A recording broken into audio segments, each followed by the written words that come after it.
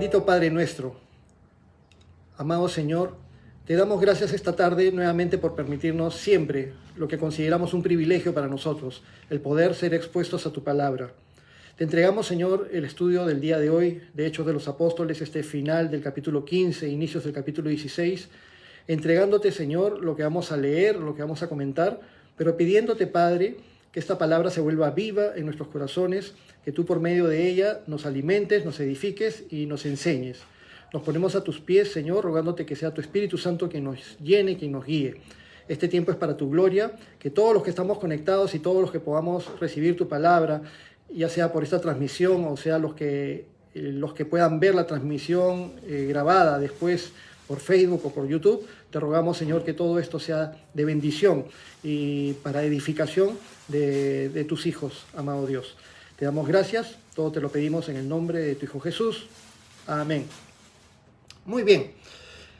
Entonces, lo que nos corresponde el día de hoy es Hechos, capítulo 15, desde el versículo 36 hasta Hechos, capítulo 16, versículo 10. Es decir, finales del capítulo 15 e inicios del capítulo 16, como habíamos comentado al final de la semana pasada, que estos versículos finales del capítulo 15 tienen hilación con el tema de ahora, tienen continuidad con el capítulo 16, entonces preferimos haberlo dejado así. También porque hay capítulos que son bastante extensos, a veces no nos alcanza el tiempo para poderlo desarrollar en una hora o un poco menos de la transmisión. Hechos 15:36 hasta el 16:10, cuando todo obra para bien. Lo hemos llamado así esta sección del libro de Hechos que vamos a estudiar juntos y leer juntos el día de hoy. Hasta aquí Pablo y Bernabé ya realizaron el primer viaje misionero por, ya saben, la isla de Creta. Ellos salieron enviados desde la iglesia de Antioquía de Siria, al norte de Israel, la ciudad de Antioquía de Siria.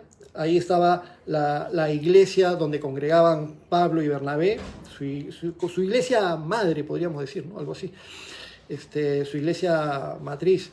Y desde ahí fueron enviados en su primer viaje misionero, navegaron hasta la isla de Creta. Luego de recorrer toda la isla de Creta y predicar ahí, salieron hacia Asia Menor. En Asia Menor, entre los lugares que recorrieron, principalmente estuvieron en las ciudades de Iconio, Listra y Derbe. Ahí fue donde apedrearon a Pablo en Listra y casi se muere, quedó como muerto. Luego terminaron el periplo y regresaron para Antioquía y estuvieron congregándose por un tiempo más, Pablo y Bernabé, en Antioquía, a su vuelta del primer viaje misionero.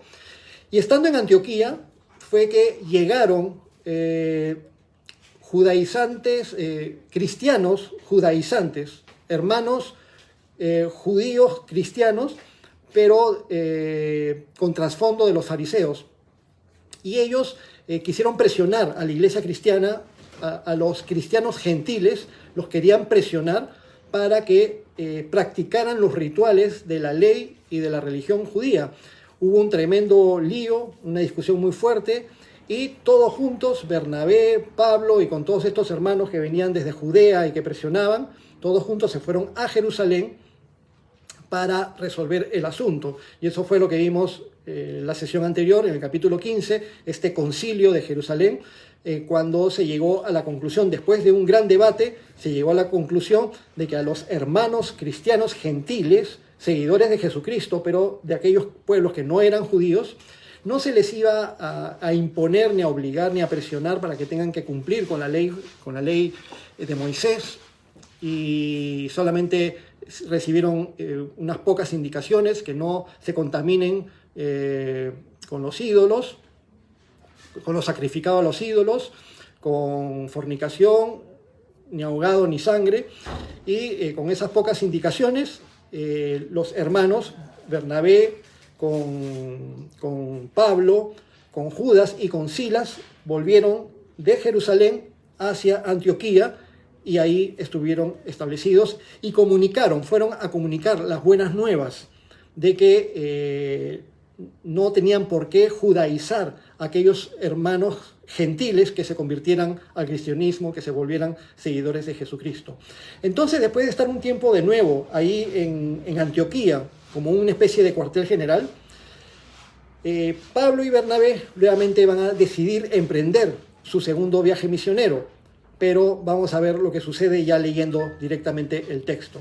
Así que vamos ahí, acompáñenme por favor a Hechos, capítulo 15, desde el versículo 36.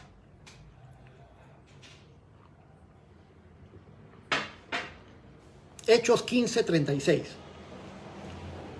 Dice, después de algunos días, Pablo dijo a Bernabé, volvamos a visitar a los hermanos de todas las ciudades en que hemos anunciado la palabra del Señor para ver cómo están. Obviamente ya había transcurrido un tiempo desde que Pablo y Bernabé habían hecho todo su primer viaje misionero, luego fueron hacia Antioquía, luego tuvieron el problema en Jerusalén, luego volvieron y durante todo ese tiempo fue un tiempo regular. Y después de ese tiempo regular, a veces se habla en tiempos aproximados, cuánto tiempo pudo haber pasado, un par de años, entre 2 o un poco más de años, en esas épocas en que los viajes tomaban bastante tiempo, también los recorridos. Pero lo importante es que Pablo tiene esta carga con respecto a todos aquellos hermanos que habían creído y las iglesias que se habían fundado y las congregaciones que se habían formado a raíz de ese primer viaje misionero.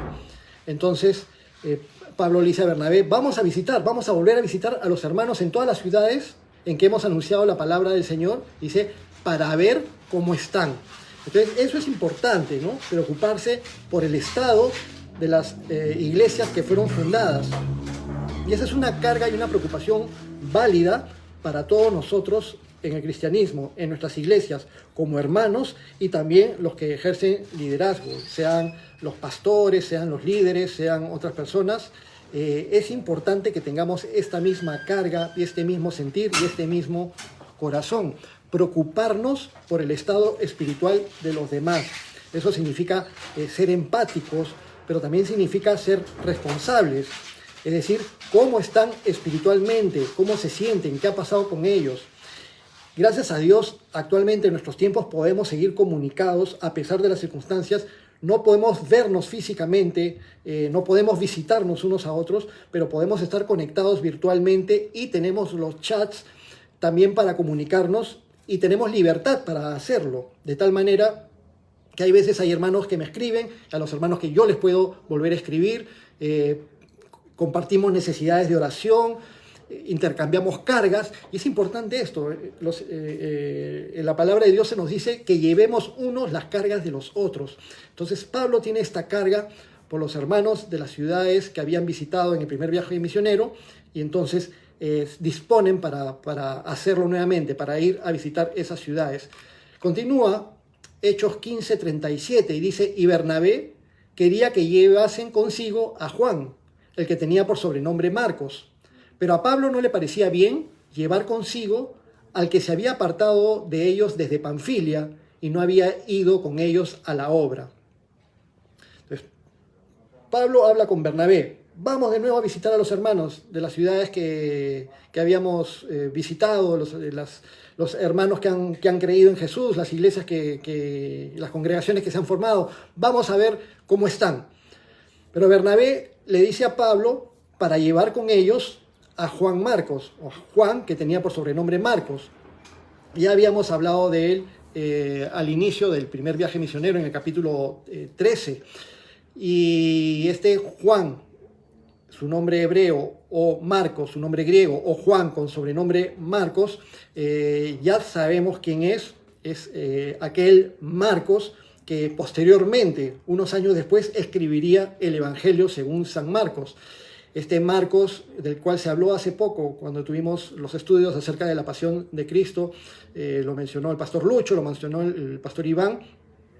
Justamente hicimos la meditación de la parte final de la vida terrenal acá de nuestro Señor Jesucristo, durante su pasión, su muerte y su resurrección, basados en el Evangelio según San Marcos. Este Marcos del cual estamos hablando ahora, el que escribió el Evangelio de Marcos. Y se hizo mención de que el lugar donde los discípulos tomaron, o los apóstoles tomaron la cena pascual junto con Jesucristo, lo que conocemos como la última cena, se hizo en un aposento alto que muy probablemente fue dispuesto por el papá de Juan Marcos, o la casa también de la mamá de Juan Marcos, una de las Marías, que era muy conocida dentro del entorno de las personas que rodeaban a Jesucristo. Algunos incluso opinan que de repente, incluso el aposento alto donde estuvieron después los apóstoles y los discípulos, los 120 discípulos en total, y que recibieron el Espíritu Santo el día de Pentecostés, podía ser también ese aposento alto de la casa de María, la madre de Juan Marcos. Entonces, Juan Marcos de jovencito había estado muy vinculado, muy cercano al entorno de Jesucristo. De hecho, lo tiene que haber conocido personalmente, aunque no era propiamente... no estaba en el cuerpo de los apóstoles, por supuesto, era un jovencito, pero al final del Evangelio de Marcos se hace mención el día que capturaron a Jesucristo de un joven que huyó desnudo y que no mencionan su nombre. Y como no tendría ningún sentido dentro del relato, todo el mundo entiende que ese era Marcos, que estaba allí en ese entorno. Entonces, Marcos muy vinculado al entorno de Jesús, probablemente un tiempo discipulado por el apóstol Pedro, y que incluso con la ayuda de Pedro es que haya después redactado el evangelio que lleva su nombre.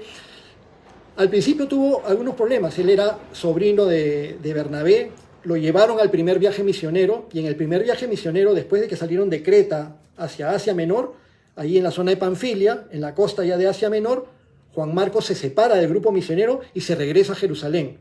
No se saben las causas por las cuales se regresó a Jerusalén, pero la cuestión es que el hecho de que abandonara el grupo misionero y que se regresara Juan Marcos a Jerusalén, eso propició que el apóstol Pablo se sintiera muy incómodo con esa circunstancia. Pero ya ha pasado un poco de tiempo, habrá pasado 1 año y pico, 2 años desde esos eventos, quizás un poco más, y Bernabé está dispuesto a darle una nueva oportunidad a Juan Marcos. Entonces quería que lo lleven con ellos. Pero en el versículo 38 dice que a Pablo no le parecía bien llevar a alguien que se había apartado de ellos en el primer viaje misionero, que no había ido con ellos a la obra. Entonces, Bernabé pensaba que si Marcos había fallado antes, ahora ya era momento de darle una nueva oportunidad.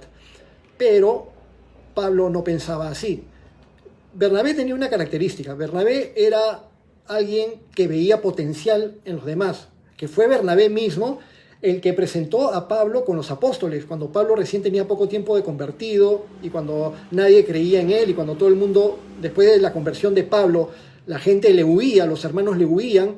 Bernabé fue el que habló bien de él ante los apóstoles.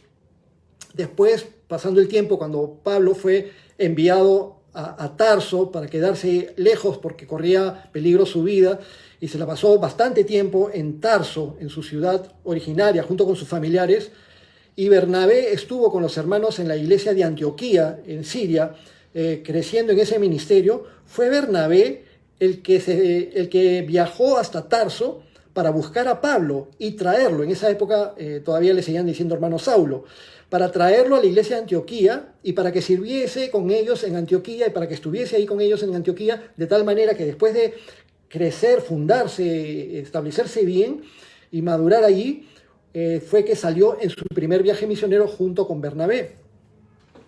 Entonces, Bernabé tenía esta manera de ver las cosas. Bernabé quería darle una nueva oportunidad a Juan Marcos.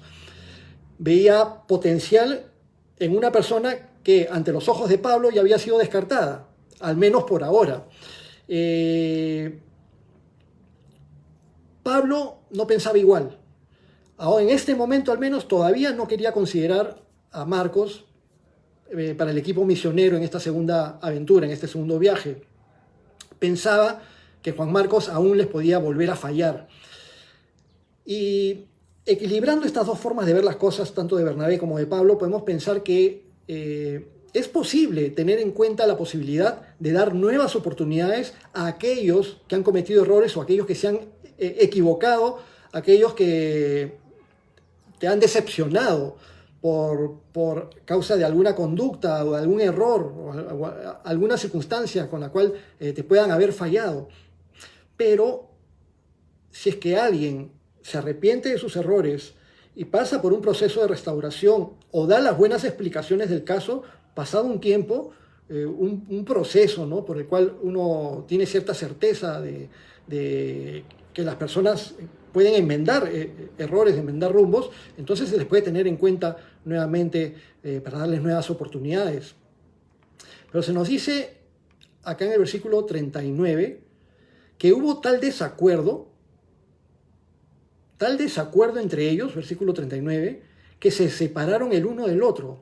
Un desacuerdo muy grande entre Pablo y Bernabé. Estos dos hombres que de una manera tan unánime habían viajado juntos durante su primer viaje misionero en el capítulo 13, capítulo 14, estuvieron en todos esos lugares y luego regresaron a la iglesia de Antioquía y que fueron a Jerusalén, al concilio y que regresaron a Antioquía y ahora no pueden ponerse de acuerdo con respecto a este tema. Hubo tal desacuerdo entre ellos que se separaron el uno del otro. Bernabé, tomando a Marcos, navegó para Chipre y Pablo, escogiendo a Silas, salió encomendado por los hermanos a la gracia del Señor. Curioso cómo lo dicen. Bernabé con Marcos se fueron a Chipre y Pablo con Silas, encomendado por los hermanos a la gracia del Señor. Bendito sea el Señor. No es deseable, pero puede suceder que dos o más líderes no lleguen en determinado momento a un acuerdo en algún punto. Puede suceder, es bíblico. Lo estamos viendo ahorita. Lo sano, cuando hay desacuerdos muy fuertes, que no son un problema de doctrina, que no son un problema de pecado, pero es un desacuerdo. Y lo sano en este caso es separarse amistosamente. Pero por supuesto, estamos hablando de líderes dentro de la iglesia, personas con responsabilidades. Podrían ser socios en una aventura de fe. Podrían ser socios en un negocio, pero no estamos hablando de un matrimonio. Si fuera un matrimonio entre un hombre y una mujer, un par de hermanos cristianos, un matrimonio, no les diríamos que por un desacuerdo se separen de ninguna manera. Es otro tema. Pero acá estamos hablando de liderazgo cristiano y los cristianos estamos llamados a ser unánimes. Nuestro Señor Jesucristo oró para que seamos uno. Y cuando vemos el libro de Hechos y vamos leyendo el libro de Hechos desde sus inicios, la iglesia cristiana todos permanecían juntos unánimes, pero luego se dan circunstancias por las cuales la iglesia tiene que expandirse, pero no se empezaron a expandir porque tenían el propósito de viajar, sino que las primeras expansiones del cristianismo fueron por causa de las persecuciones durante los tiempos de Esteban y después que cuando Herodes mandó matar a Jacobo, el primer apóstol que murió martirizado, se dieron por estas persecuciones expansiones del cristianismo. Y ahora se da un impasse entre dos hermanos maduros, dos hermanos respetables, muy respetados dentro de las iglesias cristianas, tanto Pablo como Bernabé. Pero puede suceder, y lo apropiado es que, como sucedió con ellos, finalmente Bernabé tomó a Juan Marcos y se fue hacia Chipre, porque Bernabé era de Chipre. Ahí también habían dejado iglesias establecidas, ahí también habían hermanos que necesitaban ser confirmados en la palabra y para ver su estado espiritual. Entonces Bernabé junto con Juan Marcos se van para Chipre. Y Pablo toma a Silas y se van, por la gracia del Señor, para otro lado. A veces llegan situaciones en las que algunos líderes llegan a la conclusión de que no pueden trabajar juntos y por el bien de la obra prefieren considerar la posibilidad de trabajar por separado. Con el tiempo, estas diferencias que ahora vemos entre Bernabé y Pablo, entre Pablo y Bernabé, en este caso la posición más dura la tenía Pablo, y pareciera que Pablo tuviera algo contra Juan Marcos, pero no es que tuviera algo contra Juan Marcos, sino que había habido un problema, de verdad. Juan Marcos había abandonado al grupo misionero. Entonces, cuando tú estás llevando a cabo un proyecto, una obra, un plan, y cuentas con un determinado grupo humano que te apoya, entonces tú tienes que saber con quién cuentas. Y salvo que sea por una circunstancia fortuita, por una enfermedad o una cosa no controlable, tú esperas que aquellas personas que se comprometen dentro de una misión, dentro de una obra, dentro de un ministerio, dentro de una labor, tú esperas que esas personas sean serias y continúen hasta finalizar el plan que se haya trazado. Eso es lo que uno espera como pastor, como líder de un ministerio. Imagínense el pastor Iván como líder del grupo de alabanza y que llegue el domingo en la mañana y que 5 del grupo musical no lleguen el domingo en la mañana. ¿Y qué hace el pastor Iván? ¿Y qué dice? Oye, se supone que tenían que venir. Y no, pues él sabe que cuenta con los cantantes, que cuenta con los que tocan los instrumentos, que cada uno de los hermanos es responsable y que ya han ensayado previamente y que ya tienen un compromiso y que sabe con quiénes cuenta. Igual para cada ministerio, igual para escuela dominical, igual para ujieres, igual el pastor Lucho necesita saber con quiénes cuenta para la obra que el Señor le ha encomendado. Eso es algo completamente comprensible, la posición de Pablo. Pero, pasado el tiempo, las diferencias fueron superadas. Después, años más adelante, el apóstol Pablo hablaría de manera muy favorable con respecto a Juan Marcos. Incluso le dijo a Timoteo para que lo trajera y lo mandara a llamar a Marcos porque le era muy útil para el ministerio más adelante. Y hace mención de Marcos en varias de sus cartas, el apóstol Pablo.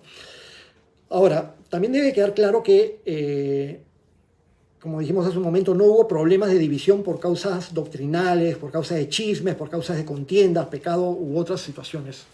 Este punto fue que simplemente Pablo y Bernabé no pudieron llegar a un acuerdo con respecto a Juan Marcos y optaron por trabajar separadamente, pero ambos continuaron sirviendo a Dios. Ahora, este hecho de que Pablo y Bernabé se separaran, lo podríamos ver, de cierto punto de vista podríamos decir que triste, que dos hermanos no puedan ponerse de acuerdo y tengan que separarse y trabajar por separados en el ministerio. Pero vamos a ver que esto que sucedió fue para beneficio de la obra, porque ahora ya no era un grupo misionero, sino que ahora eran dos grupos misioneros yendo a la obra, alcanzando más espacio. 2 equipos para cubrir el doble de territorio en el mismo tiempo. Así que aún estas circunstancias que al principio hubieran parecido no tan favorables, Dios también las puede usar para su gloria y para sus propósitos. Y nos vamos a dar cuenta que finalmente se cumplieron los propósitos del Señor. Así que toda situación Dios la puede usar para su gloria cuando sus siervos están dispuestos a vivir para cumplir con los propósitos del Señor. Aparentemente parecía que hubo una especie de división entre Pablo y Bernabé cuando se separaron, pero eso redundó para bien. Y sabemos que todo obra para bien cuando las personas aman y obedecen al Señor. Entonces, volviendo al versículo 40, Pablo, escogiendo a Silas, salió encomendado por los hermanos a la gracia del Señor. Versículo 41, y pasó por Siria y Cilicia, confirmando a las iglesias. Entonces, mientras que Bernabé con Juan Marcos se fue por barco hacia Chipre, Pablo, a diferencia del primer viaje misionero, esta vez Pablo se va por tierra, con Silas, por las zonas de Siria, donde quedaba justamente la iglesia en Antioquía, la iglesia base, el cuartel general de Pablo y Bernabé, donde estaban los hermanos que oraban por ellos y los hermanos que los encomendaron a la obra. Toda la zona de Siria y luego un poco más al norte, en Cilicia. Y ahí es cuando propiamente Pablo empieza su segundo viaje misionero.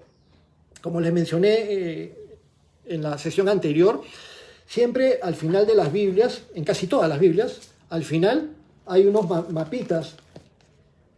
De diferentes formas vienen los mapitas, a veces a colores, a veces en blanco y negro, pero lo importante es que los mapitas nos sirven como una ayuda. Obviamente que se va a ver al revés, pero aquí están el primer y segundo viaje misionero de Pablo, y acá abajo el tercer viaje misionero y el cuarto viaje ya a Roma.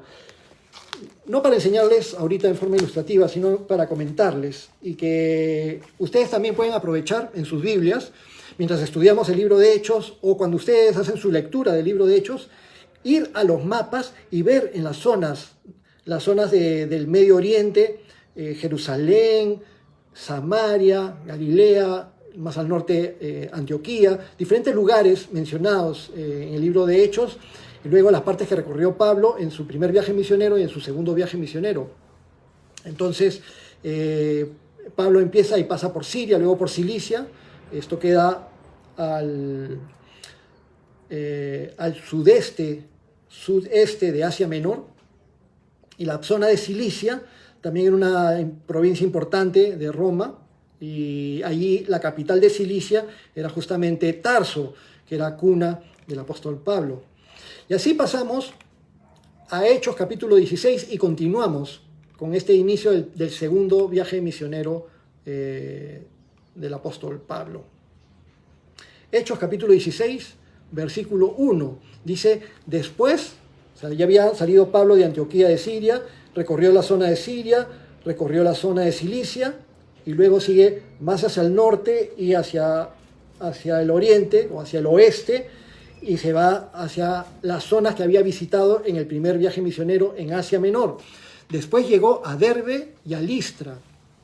Estas eran ciudades importantes en la zona montañosa de Asia Menor, en lo que es toda la meseta de Anatolia, o lo que actualmente es Turquía, que es Asia Menor, el cercano Oriente.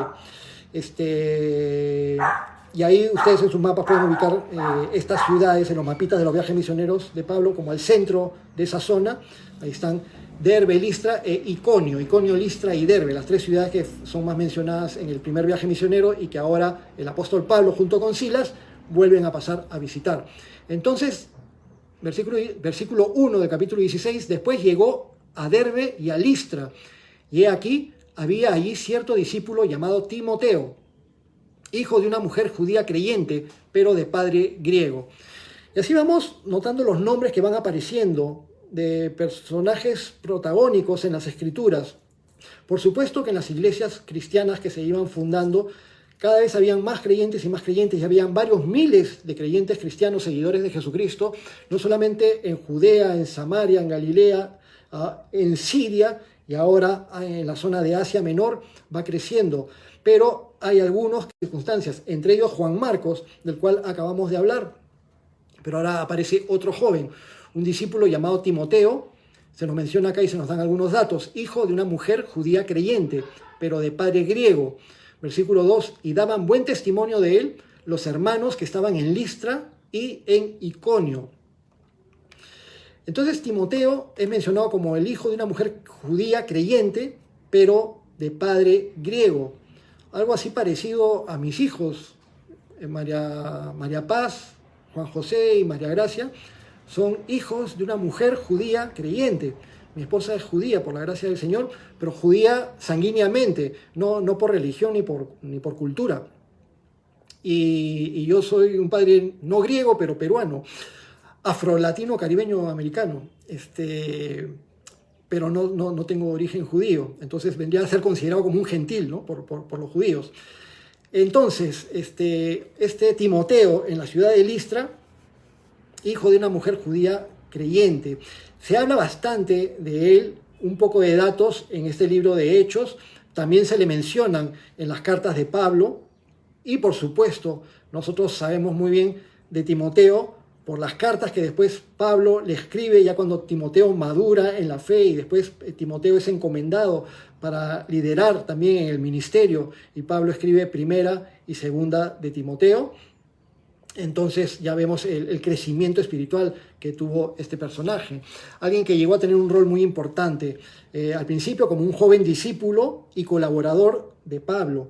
De tal manera que hay muchas veces que se habla de que todo Pablo en el ministerio debe tener un Timoteo en el ministerio. Todo líder debe tener un discípulo a quien le enseñe, a quien guíe y quien lo acompañe para aprender del ministerio. Se menciona que daban buen testimonio de él en la ciudad de Listra y en la ciudad de Iconio. Los hermanos de toda esa zona daban buen testimonio, y eso es algo importante para considerar a alguien en el ministerio, que tenga buen testimonio. Es así también que cuando se eligieron en Hechos de los Apóstoles, en el capítulo 6, se eligieron a los diáconos que iban a ayudar a los apóstoles para la ayuda social y para servir las mesas. Los diáconos escogidos para esas labores tenían que ser personas de buen testimonio y también llenas del Espíritu Santo. Entonces este muchacho Timoteo, un muchacho de buen testimonio, se le menciona como un joven piadoso, un joven cuyo amor a Dios fue inculcado primeramente por su abuela, y Pablo lo menciona en 2 Timoteo 1:5. El amor a Dios que tenía Timoteo fue inculcado por su abuela Loida y por su madre Eunice. Entonces era un temor y amor a Dios generacional, que por la gracia del Señor, sin duda, cuando Pablo en su primer viaje misionero recorrieron las ciudades de Iconio, Listra y Derbe predicando el Evangelio, estas judías temerosas de Dios escucharon el mensaje del Evangelio, creyeron con muchas otras personas en esos lugares y Timoteo dispuso su corazón, creyó en Jesucristo, se convirtió en discípulo del Señor, pero tenía un trasfondo de una obra que Dios ya había empezado en Timoteo desde su abuelita y luego con su mamá. Y qué importante es cuando de padres a padres inculcan el amor a Dios. Muchas veces se habla acerca, no muchas veces se habla, sino que hay personas que dicen que la Biblia es machista. Pero acá vemos cómo Timoteo aprendió de su abuelita y de su mamá, y que ambas señoras son mencionadas en la Biblia. Este libro tan importante que es la Biblia, ahí están los nombres de estas dos mujeres extraordinarias, piadosas, temerosas de Dios, que inculcaron el amor a Dios en Timoteo, lo cual fue la base que propició las circunstancias para que después, por la obra obviamente del Espíritu Santo, por la voluntad de Dios, Timoteo junto con su mamá y con su abuelita recibieran la palabra de Dios, las palabras del Evangelio, y creyeran en Jesucristo como Señor y como Salvador. Entonces, después del primer viaje misionero de Pablo, cuando Pablo regresa a esas ciudades, encuentran a Timoteo ya como alguien que tiene buen testimonio, y a partir de este momento ya empezó Timoteo a ser discipulado por Pablo, y el apóstol Pablo lo menciona más adelante considerándolo como un verdadero hijo en la fe, como dice en 1 Timoteo 1:2.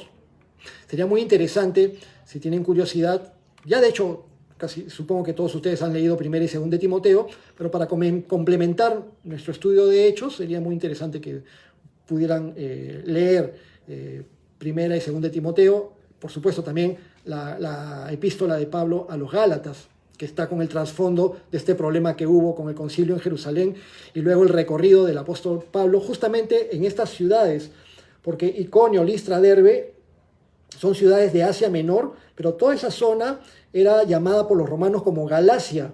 Y si bien es cierto que era un poco más al norte donde vivían realmente los gálatas étnicos, pero en forma generalizada se les solía llamar también gálatas a todos los que vivían en esa zona de Galacia. Es muy probable que allí también hubieran tenido estos problemas de hecho, mejor dicho, ahí tuvieron estos problemas con aquellos judíos legalistas, judíos cristianos, discípulos con trasfondo fariseo, que eran legalistas y que querían judaizar a los nuevos creyentes dentro de los gentiles en esa zona. Versículo 3, Hechos 16:3. Quiso Pablo que Timoteo, fuese con él, y tomándole, le circuncidó por causa de los judíos que había en aquellos lugares, porque todos sabían que su padre era griego. Es importante mencionarlo porque hace poco, en el capítulo 15, hemos hablado de que habían grupos de judaizantes o de legalistas, de creyentes cristianos legalistas, que querían imponer a los otros hermanos que no eran de origen judío, les querían imponer que se circunciden y que guarden la ley de Moisés.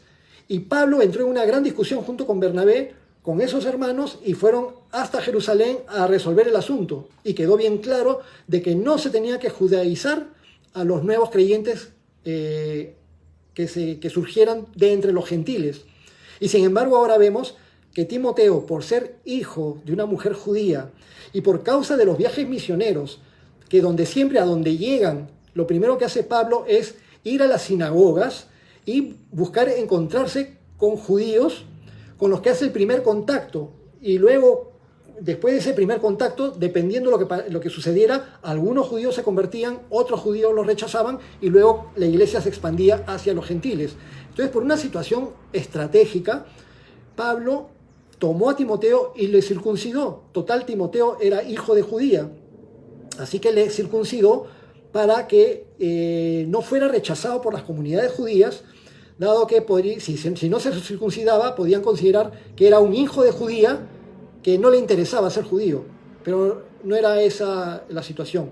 El apóstol Pablo, después él mismo lo menciona en sus cartas, de que él estaba dispuesto a adaptarse. Si se adaptaba a los judíos con tal de llegar a los judíos y se adaptaba a los no judíos con tal de llegar a los no judíos, y para todo se preparaba y tenía este tipo de flexibilidad. Todos sabían que el padre de Timoteo no era judío, que era griego. Algunos comentan que quizá ya estaba fallecido para ese tiempo. Versículo 4, y al pasar por las ciudades, Iconio, Listra, Derbe, las ciudades donde habían estado predicando, al pasar por las ciudades les entregaban las ordenanzas que habían acordado los apóstoles y los ancianos que estaban en Jerusalén para que las guardasen. ¿Cuáles ordenanzas que habían acordado los apóstoles? Pueden volver al capítulo 15 y ver que las ordenanzas no son muchas. Amigos de las iglesias, que les vaya bien, salud para todos. Nos ha parecido bien al Espíritu Santo y a nosotros no imponerles ninguna carga más que estas cosas necesarias, que se aparten de los sacrificados a los ídolos, de fornicación, de ahogado y de sangre. Nada más. Si guardan estas cosas, harán bien. Saludos, bye bye, finish, nada más.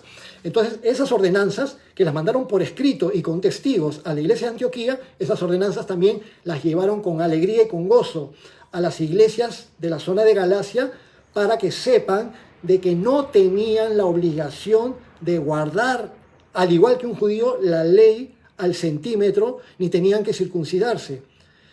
Y a raíz de que sí hubieron problemas dentro de estas iglesias, en esa zona de Asia Menor, dentro de estas iglesias de Galacia, es que después vemos que Pablo se ve en la necesidad de escribir la carta a los Gálatas, que el pastor Iván está enseñando los días lunes, y que todavía continúa con la enseñanza de la carta a los Gálatas, que lo cual también es recomendable para el contexto de nuestro estudio de Hechos, que estén al tanto de las enseñanzas del pastor Iván, del estudio de la carta de Pablo a los Gálatas.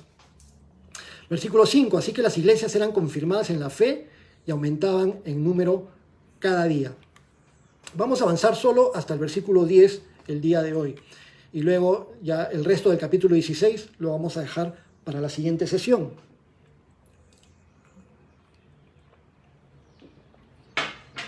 Versículo 6, Hechos 16, 6. Y atravesando Frigia y la provincia de Galacia, esto es lo que mencionábamos, ¿no? Toda la provincia romana de Galacia, les fue prohibido por el Espíritu Santo hablar la palabra en Asia. Y cuando llegaron a Misia, intentaron ir a Bitinia, pero el Espíritu Santo no se los permitió. Qué curioso. Yo haría una pregunta, les hago una pregunta a ustedes. ¿Es bueno o no es bueno hablar la palabra de Dios? ¿Es bueno o no es bueno ir a algún lugar para predicar la palabra de Dios? Obviamente que la respuesta sería, por supuesto que es bueno predicar la palabra de Dios. Entonces, ¿por qué les fue prohibido a Pablo, a Silas, a Timoteo y a los que estaban en ese grupo misionero? Les fue prohibido por el Espíritu Santo hablar la palabra en Asia. En la zona de Asia Menor ya no podían hablar más la palabra allí. Y cuando llegaron a Misia se fueron yendo como hacia la costa del lado oeste de la meseta de Anatolia, Asia Menor o lo que hoy día es Turquía. Se van yendo hacia el oeste, van llegando, acercándose a la costa, llegan a Misia, pero de ahí intentaron ir hacia el norte, hacia Bitinia, pero el Espíritu Santo no se los permitió. Entonces vemos algunas cosas interesantes. Primeramente, que el Espíritu Santo muestra su determinación, muestra su voluntad, muestra que no les quiere permitir a al grupo misionero, no les quiere permitir que sigan predicando ahí en Asia. Y cuando el grupo misionero intentó continuar con su periplo por Asia Menor, el Espíritu Santo no se los permitió. Entonces vemos que el Espíritu Santo muestra soberanamente su voluntad. Y ese es un atributo de una persona, pero de una persona divina. Creemos que el Espíritu Santo es Dios, Dios Espíritu Santo. Creemos en un solo Dios, pero ese solo Dios que existe eternamente en tres personas, el Padre, el Hijo y el Espíritu Santo. Y el Espíritu Santo no es una fuerza activa. El Espíritu Santo es una persona con todos los atributos de la deidad. Y el Espíritu Santo manifestó su voluntad de no permitir que el grupo misionero continuara por Asia y que se fuera a otras ciudades de Asia Menor. Ahora, no se sabe exactamente de qué manera fue que el Espíritu Santo les prohibió hablar la palabra en Asia o no les permitió. Obviamente podemos entender que deben haber habido circunstancias desfavorables cuando han estado tratando de ir a ciertos lugares y no han podido continuar con su viaje o algo les ha impedido continuar con su viaje. Como el apóstol Pablo menciona en la segunda carta a los Corintios un aguijón en la carne, del cual había estado orando a Dios para que se lo quite y que era un mensajero de Satanás que lo abofeteaba. Este aguijón en la carne se entiende como algún tipo de dolencia o enfermedad muy grave. Y luego en la carta a los Gálatas, el pastor Iván les va a comentar más al respecto, el apóstol Pablo habla de que con cuán grande letra les escribe personalmente, y si escribe con letra muy grande seguramente tenía un problema en la vista para no ver muy bien, y algunos opinan que quizá tendría algún tipo de enfermedad ocular o algún tipo de conjuntivitis muy grande, dolorosa, supurosa, que en esos tiempos no tenían muchos recursos, los recursos naturales, colirios naturales que tenían en esos tiempos, pero quizás Pablo tuviera algún problema grave de salud que le impedía que continuaran el periplo como lo pretendían. Quizás se querían ir más hacia el norte, pero por recomendaciones de salubridad, de repente no va a ser tan bueno, ahí el clima no les va a favorecer en las montañas y con el frío, váyanse para la costa, de repente alguna cosa así, de repente por razones de salud no era apropiado y se fueron más como hacia la costa, hacia la ciudad costera de Troas, que vamos a ver que ahí van a terminar en un momento, con un clima más benigno probablemente, o quizás también frente a las dificultades que está experimentando Pablo o algunos otros en el grupo misionero, y les recomiendan que vayan a ver un médico, y que ese médico estaba en la ciudad de Troas. Y vamos a ver que en la ciudad de Troas es donde se encontraba Lucas, a quien Pablo más adelante en Colosenses lo describe como el médico amado. Lucas, el mismo Lucas que escribió este libro de Hechos de los Apóstoles, el mismo Lucas que escribió el Evangelio según San Lucas. El primer tratado fue el Evangelio de Lucas y el segundo tratado es Hechos de los Apóstoles. Fue escrito por Lucas, pero Lucas todavía no se unía al grupo misionero. Pero ahorita vamos a ver un poquito más adelante cómo ya se incorpora al grupo misionero. Ahora, la cuestión es que el Espíritu Santo no les permitió hablar la palabra en Asia, es decir, en Asia Menor, y cuando intentaron ir a Bitinia, el Espíritu Santo no se los permitió. Entonces hay algo más que tomar en cuenta. Uno puede tener muchos planes y muchas veces esos planes pueden ser cosas buenas, pueden ser cosas positivas. Como líder cristiano, como misionero, como creyente, como servidor del Señor, de repente uno planea cosas para hacer para el Señor. Y cosas que uno plantee de hacer para el Señor, de repente pueden ser ideas extraordinarias y cosas que aparentemente son muy positivas. Pero hay que estar seguro de que lo que quieres hacer sea realmente la voluntad de Dios. Tienes que hacer la voluntad de Dios y anhelar y buscar hacer la voluntad de Dios. Es decir, solamente Dios es omnisciente y omnipresente. Solamente Dios puede estar en todo lugar al mismo tiempo. Un misionero o un siervo o alguien que sirve al Señor, y es que todos los creyentes cristianos estamos llamados a servir al Señor, un creyente cristiano o un siervo o un líder o un pastor o un misionero no puede estar en varios lugares al mismo tiempo. O estás aquí, o estás acá, o estás acá, o estás acá. Entonces, de repente, para un domingo en la mañana, Yo podría estar visitando un hospital, orando por los enfermos, lo cual sería muy bueno. Y de repente ese mismo domingo en la mañana podría ir a visitar a mi tía Juanita, que también necesita oír del Señor.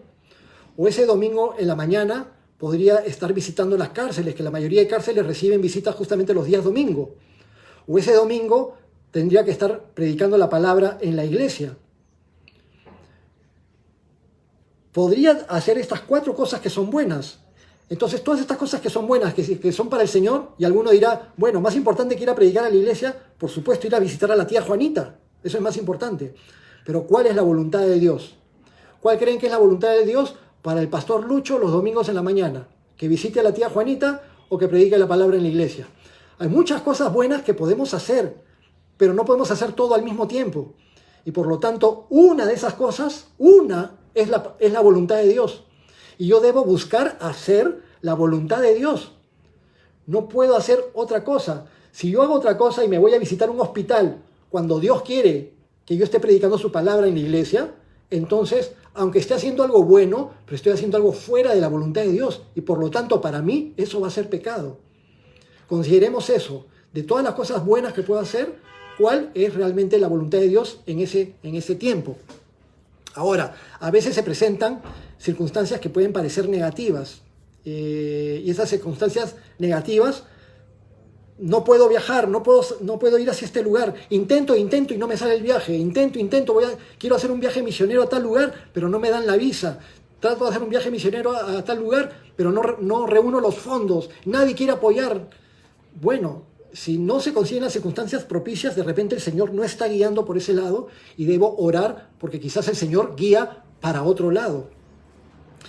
Hay circunstancias que pueden parecer negativas, pero en este caso el grupo misionero, que está ahí, Pablo, con Silas, con Timoteo, con otros, no se desaniman y más bien están siendo encaminados, están siendo movidos hacia donde el Señor quiere que realmente vayan. Y justamente, como vamos a ver más adelante y la próxima semana, va a ser para expandir el Evangelio hacia Europa. Y entonces, aunque hayan circunstancias que parezcan desfavorables, hay que tener en cuenta que todo obra para bien cuando los siervos aman y obedecen al Señor, sea cual sea la situación, y cuando saben reconocer también la providencia del Señor. Entonces, versículo 8 dice: y pasando junto a Misia como la economía peruana, y pasando junto a Misia, descendieron a Troas. Entonces se van acercando hacia la costa y descienden a Troas. Y Troas es la región costera al noroeste de Asia Menor, de lo que es la meseta de Anatolia o Turquía en la actualidad. Y en esa zona, probablemente en la zona de Troas, por ahí cerca estuvo la famosa ciudad de Troya. Tiene la misma raíz etimológica. Troas proviene del rey Tros, que fundó una región llamada Troade, y a los que vivían en esa región se les llamaba Trois o troyanos, y luego se fundó por esa zona también la ciudad de Troya. Pero también Troas probablemente era el lugar originario de Lucas. Vamos a ver versículo 9. Y estando en Troas, dice, y se le mostró a Pablo una visión de noche.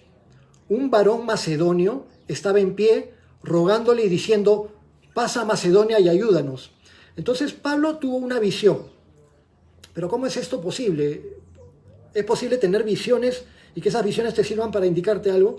Bueno, estamos viendo que sucede con Pablo, estamos viendo que sucedió antes, que sucedió con Pedro, y que sucedió con Ananías en el libro de Hechos de los Apóstoles. Entonces vemos que el Señor es soberano en permitir cierto tipo de circunstancias cuando Él quiere guiar. Ahora que toda la Biblia está completa, que todo el Nuevo Testamento está completo, con todas las cartas de Pablo, con el libro de Hechos, con los Evangelios, con el Apocalipsis, toda la Biblia completa y la revelación completa de Dios, en la actualidad no hay nada que Dios nos vaya a querer revelar en cuanto a doctrina por medio de visiones o de sueños. No hay nada nuevo que nos quiera revelar. Pero si creemos o no creemos que Dios pueda mostrarnos cosas en la actualidad por medio de sueños o de visiones, creemos que para Dios no hay nada imposible y que el Espíritu Santo sigue actuando el día de hoy, al igual que actuaba en los días de los inicios del cristianismo. El mismo Espíritu Santo, el mismo poder del Espíritu Santo, los mismos dones del Espíritu Santo. Sin embargo, hay que ser cuidadosos, porque hay personas que de manera irresponsable quieren atribuir mensajes de Dios a cualquier cosa que sueñan. Y de repente, una noche tuvieron una indigestión, comieron bastante y estuvieron teniendo pesadillas toda la madrugada. Dicen, he soñado tal cosa, ¿qué me querrá decir Dios? ¿Qué me querrá decir Dios? Y dicen, no, es que yo estoy seguro que Dios me ha querido decir algo. Y de repente pasan los años y nunca encontraste el significado de lo que supuestamente viste o creíste haber recibido por medio de ese sueño. Si Dios te diera un sueño o una visión, ten la certeza de que el Señor va a aclarar el panorama de lo que quiere mostrarte, como en este caso le mostró a Pablo. Tuvo una visión de noche. Un varón macedonio, es decir, un varón originario de Macedonia. Macedonia es la zona norte de Grecia y eso ya pertenece a Europa. Y Pablo ve a un varón procedente de esa zona de haber estado vestido con ropajes típicos de la zona. Un varón de Macedonia que estaba en pie y que le rogaba y le decía, pasa a Macedonia y ayúdanos. Dice el versículo 10, cuando vio la visión, obviamente Pablo la compartió con los que estaban ahí. Enseguida procuramos partir para Macedonia, dando por cierto que Dios nos llamaba para que les anunciásemos el Evangelio. Algo muy curioso e importante en el versículo 10. Dice, cuando Pablo vio la visión de este hombre de Macedonia que les decía, ven, ayúdanos, cuando vio la visión, enseguida procuramos. Dice, enseguida procuramos. Procuramos, está hablando en pronombre personal en primera persona. Procuramos, es decir, el que narra, el que escribe el libro de Hechos, se incorpora al relato.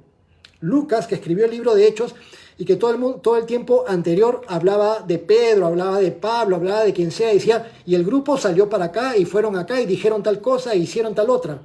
Pero recién aquí en el versículo 10 del capítulo 16 dice, procuramos en primera persona y entendemos que es aquí cuando Lucas en la ciudad de Troas se une al grupo misionero, se convierte en un discípulo de Pablo y es de Pablo y de todo el entorno. Después, más adelante, cuando estén en Jerusalén, conoce a los apóstoles y con todo el entorno es que Lucas empieza a investigar, a indagar y reúne toda la información para escribir el Evangelio según San Lucas. Dice, de acá, entonces, cuando Pablo vio la visión, enseguida procuramos partir para Macedonia, dando por cierto que Dios nos llamaba para que les anunciásemos el Evangelio. Aquí hay cosas importantes. El Espíritu Santo no les permitió predicar en Asia. El Espíritu Santo no les permitió ir a Bitinia, pero cuando estuvieron en Troas, Pablo tuvo una visión de alguien de Macedonia que les decía, ven y ayúdanos. Y todo el grupo, con la sabiduría propia que da Dios a los que oran, a los que perseveran, a los que se mantienen fieles, y a los que son unánimes orando, buscando la guía del Señor y buscando la voluntad de Dios, y todo dice, entendimos que Dios nos llamaba para que les anunciáramos el Evangelio, no en Asia, lo cual no era malo, era bueno, pero Dios quería que vayan a Europa. Entonces lo entendieron y dice, enseguida procuramos hacerlo. Y eso también es importante. Cuando te das cuenta de que Dios te ha guiado a algo y que Dios te ha mandado a hacer algo, no dilates el tiempo en ser obediente a lo que Dios te está encomendando.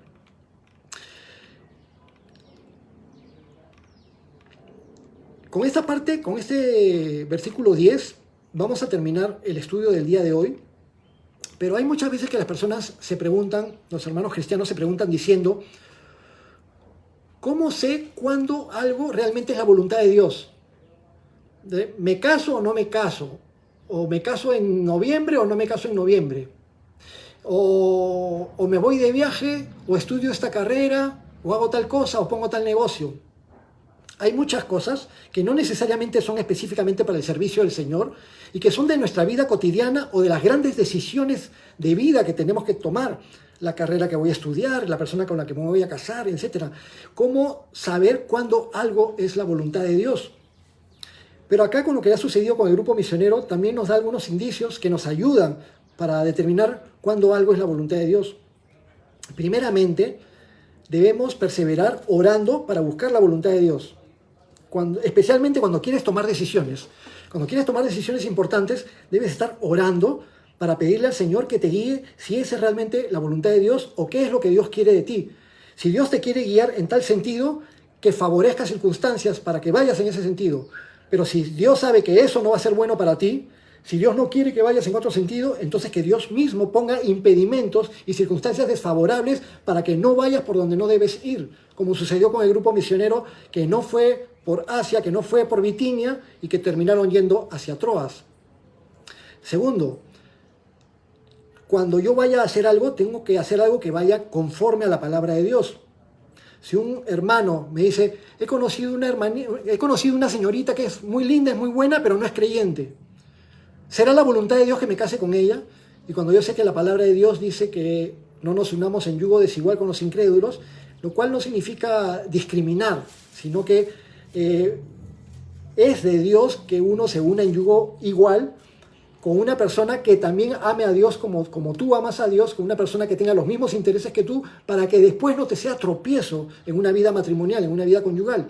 Entonces, yo no puedo preguntarme si algo será la voluntad de Dios, o decir, pastor, apóyeme en oración para decidir esto, si es algo que va en contra de la palabra de Dios.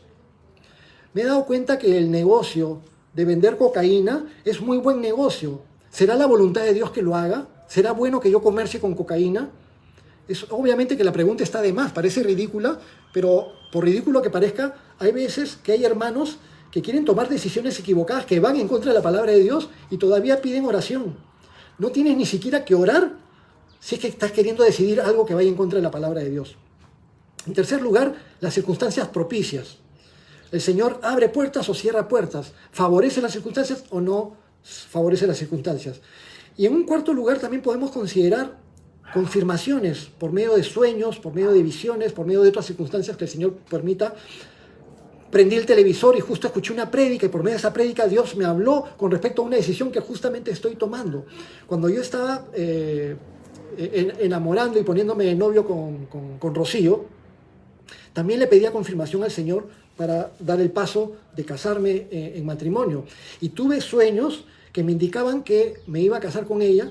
Y también escuché en prédicas circunstancias que yo las tomé como dirigidas para mí en determinadas prédicas. Cuando el ángel le decía a José, no temas en tomar a María por esposa. Y yo lo apliqué a mí, Fernando, no temas en tomar a Rocío por esposa.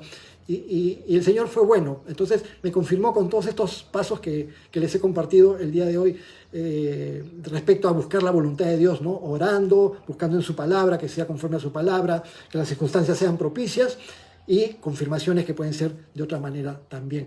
Muy bien, muchas gracias por su paciencia, por este tiempo que hemos estado juntos.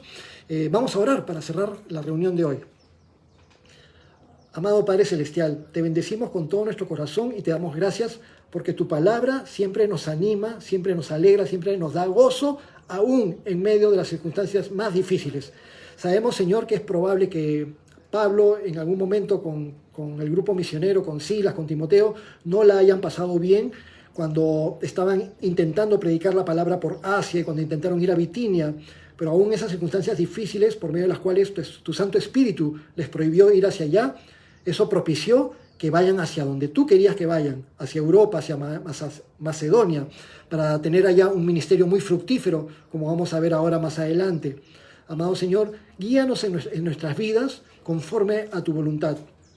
Ayúdanos, Señor, para que seamos sabios, que cuando hay desencuentros o circunstancias en las cuales no nos ponemos de acuerdo con algún hermano en Cristo, con alguna otra persona, que todo lo resolvamos pacíficamente, siempre orando y siempre poniendo tu amor por encima de todas las cosas.